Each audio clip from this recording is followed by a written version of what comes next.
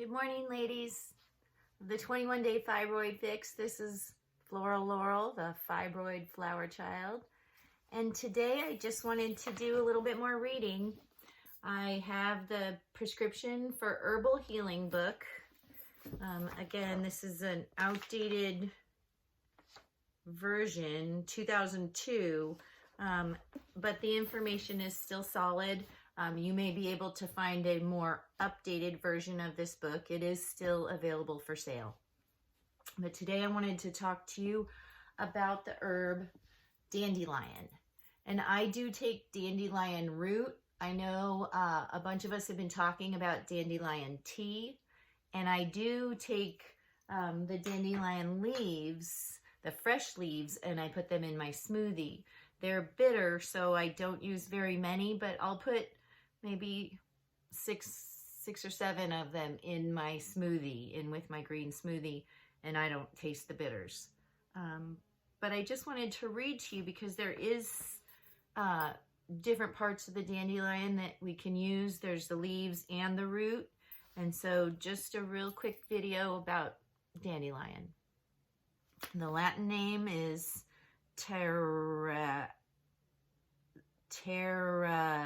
okay, so I can't say the Latin name. Let's try this again. Taraxacum officinale, from the Asteraceae composite family. It's an aster flower. The general description says it's known best in North America as a weed that pops up in freshly cut lawns. Dandelion grows wild in most of the world and is cultivated as an herb in China, France, and Germany. Young leaves are picked in the spring for tonic salads. In the early summer, before the plant blooms, leaves are harvested from the manufacture of medicinal teas and tinctures. The roots of 2-year-old plants are dug in the fall, when they have their greatest concentration of their complex carbohydrate inulin for use in tablets and tinctures. Then it goes on to discuss the evidence of their benefit. Dandelion leaves are a powerful diuretic. The roots act as a blood purifier that helps both the kidneys and the liver to remove toxins and poisons from the blood. I'm sorry, I just want to interject here that the dandelion is not specifically to remove fibroids, but it does go on to talk about the specifics that definitely helps with fibroid elimination. Let's see, the roots act as a blood purifier that helps both the kidneys and the liver to remove toxins and poisons from the blood. So we're using dandelion to help us clean out the excess toxins and hormones in our kidneys and liver that'll then help release the excess hormones that are in our bloodstream as well. The roots have been used for centuries to treat jaundice. Dandelion also acts as a mild laxative and improves appetite and digestion. It is useful for eczema-like skin problems, boils, and abscesses, and is believed to help prevent age spots and breast cancer.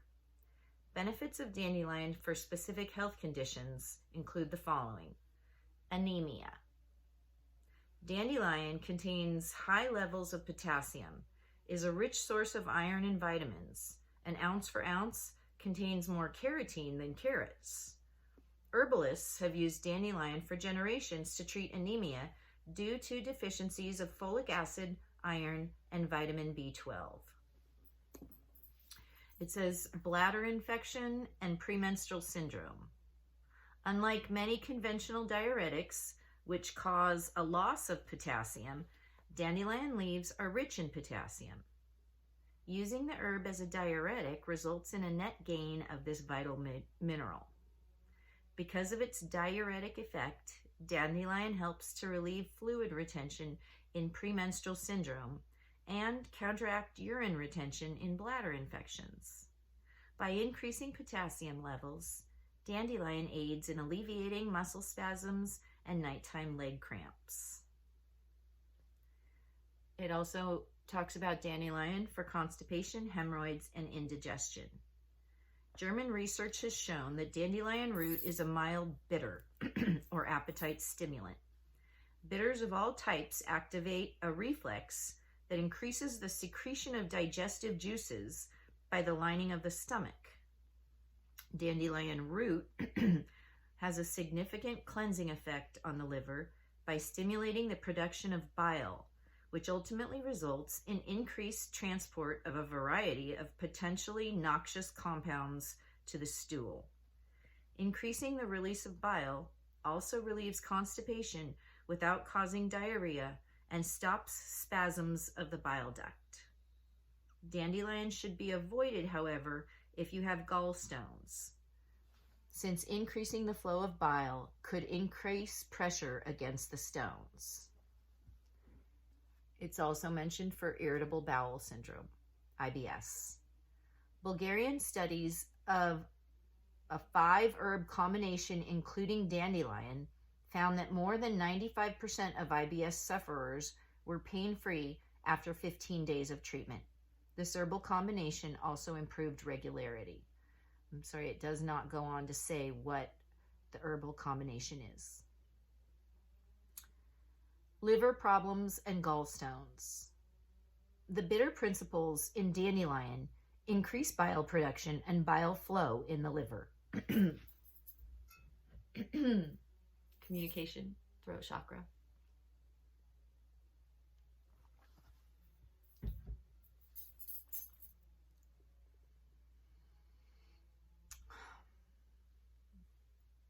The bitter principles in dandelion increase bile production and bile flow in the liver. This makes it useful for people with sluggish liver function due to alcohol abuse or poor diet. It is restorative to the liver and helps reduce the risk of developing gallstones, but you should avoid it if you already have gallstones. Osteoporosis.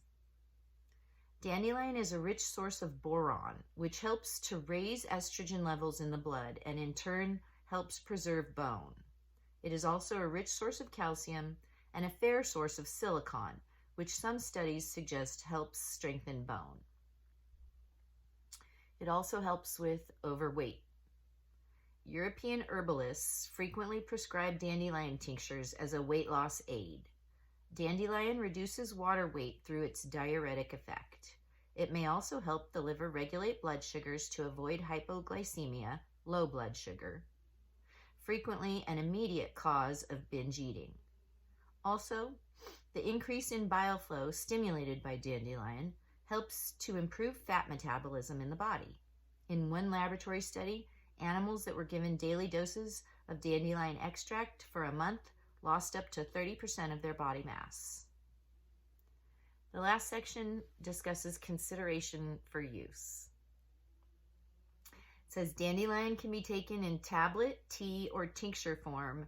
I also know it can be taken as the root powdered into a capsule, because that's what I take. I'll read this bottle to you in just a moment. It says dandelion may cause increased stomach acidity and ulcer pain. If you have gallstones or biliary tract obstructions, you should avoid this herb. Dandelion should not be used as a substitute for pharmaceutical diuretics for hypertension. If you are taking diuretic drugs, insulin, or medications that reduce blood sugar levels, you should use dandelion only under a physician's supervision. This is where I want to interject. I am not a physician. I am not offering medical advice so much as trying to help you in your healing journey by telling you about my healing journey.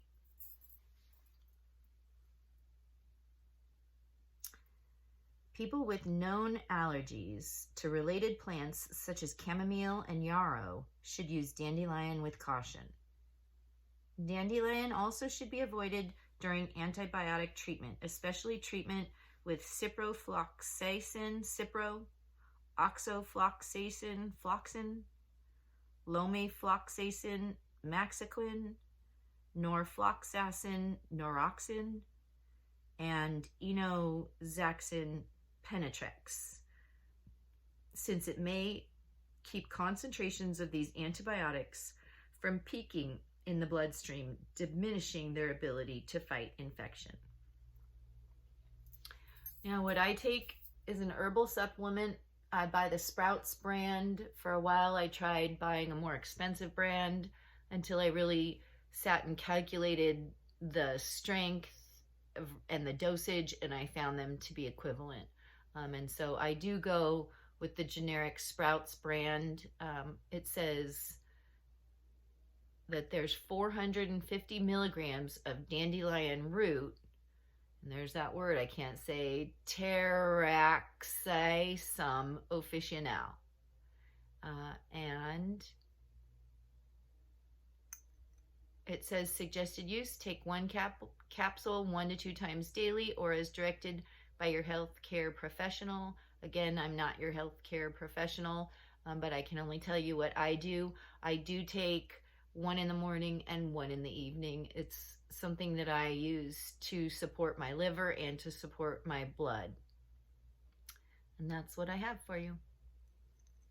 I encourage you to do your own research, go down your own rabbit hole, Google it, look on YouTube, look where you can look, find what you can find.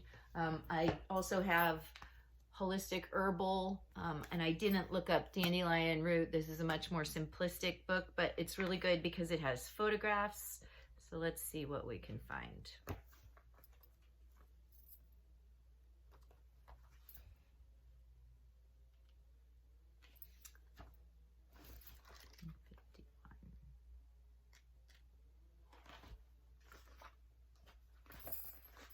So we've got a picture. Sure, we all know what dandelions look like, but if you don't, there's what it looks like. It's a spiky leaf. And it says, dandelion is a very powerful diuretic, one of the best natural sources of potassium. It thus makes an ideally balanced diuretic, even in cases of water retention due to heart problems. As a cholagogue, As a cholagogue, it may be used in inflammation and congestion of the liver and gallbladder. It is specific in cases of congestive jaundice. As part of a wider treatment for muscular rheumatism, it can be most effective. The parts used are the root or the leaf. The roots are best collected between early summer and late summer when they're at their bitterest. Split longitudinally before drying. The leaves may be collected at any time. Constituents are glycosides, triterpenoids, choline, and up to 5% potassium. Actions, it's a diuretic, a cholagogue, anti-rheumatic, laxative, tonic, antibilious, and a hepatic. The preparation and dosage says you can make a decoction by putting 2 to 3 teaspoonfuls of the root into 1 cup of water, bring it to a boil, and gently simmer it for 10 to 15 minutes. This should be drunk 3 times a day. The leaves may be eaten raw in salads. And then it has a description for making a tincture. For taking a tincture, take 5 to 10 milliliters of the tincture 3 times a day. For combinations for liver and gallbladder problems, it may be used with couch grass or yarrow. And that's all we have on dandelion from the Holistic Herbal. So those are 2 old herbal books that I have, but they're still great and informative. And I encourage you to do your own research. Look into dandelion leaves, dandelion root. I believe them to be powerful, and it's what I use. Thanks, ladies. I'll see you later.